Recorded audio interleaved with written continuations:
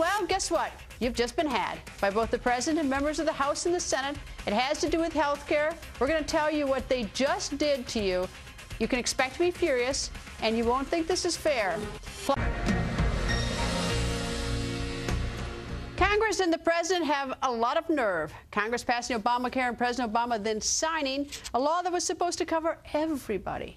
Members of Congress didn't bother to read the law before they passed it, and now they discovered they don't like it. They surely don't want it for themselves or for their staff. So guess what they did? They sort of sneaked around behind closed doors, agreed among themselves, and then they went to President Obama, and the President then gave them a special exemption from the OPM that exempts them from the law that they passed themselves. President Obama is not giving you that special exemption. Now, is that fair?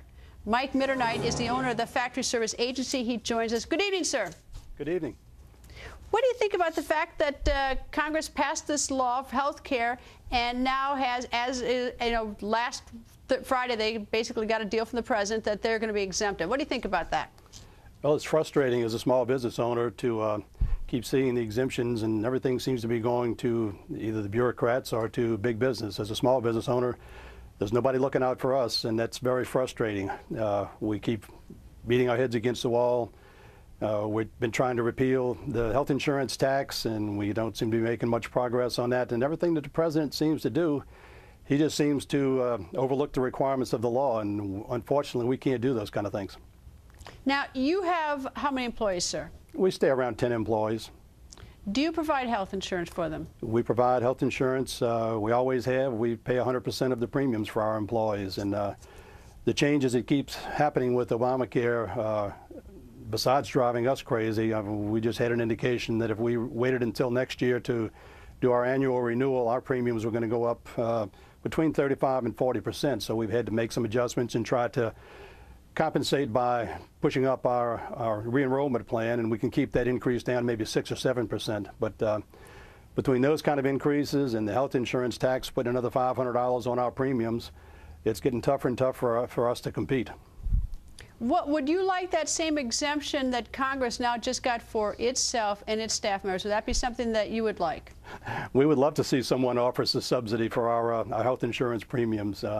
And just to help us understand what's going on with the health care bill. That's one of the biggest problems. The National Small Business Association just did our mid-year economic survey, and a great majority of small business owners don't understand how the health care bill works, and better than a third of the small business, the real small businesses, have no idea what it's going to take to comply. All of those statistics are going to be released tomorrow with this survey that we've done.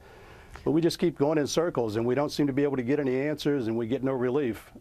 We're not big companies, we're not the unions, and we're not the federal government. So there's nobody offering us any kind of dividends or payback to help us pay our premiums. Well, what's sort of interesting is that when the law was passed, it was Senator Chuck Grassley who put in a provision that says that basically that Congress was going to have it for themselves too and their staff, and that's apparently what they turned out they didn't like what Chuck Grassley is. But then Politico writes is that they hurried to get this deal with the President on Friday because the enrollment starts October 1st, and they're just getting back from vacation, in September, and they wouldn't have time to change it. Yet the continuing resolution, which affects all of us, expires September 30th, and they left that one high and dry when they went on vacation. So they took care of themselves before the rest of us.